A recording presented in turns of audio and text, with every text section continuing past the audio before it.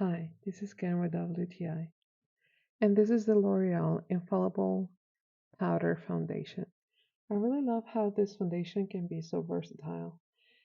Sometimes I just want to wear really light makeup, and I can achieve that by just applying one layer of this beautiful makeup with my brush. I just do a really, really light layer, and that will give me a really natural look, and then I'm ready for the day. But sometimes I want just a little bit of extra, and that's when I apply my second layer.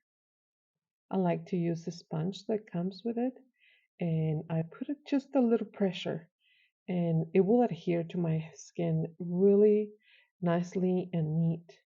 Another thing that I really like is that I can apply it to my eyelids, and that will function as an eye primer for my eyeshadow.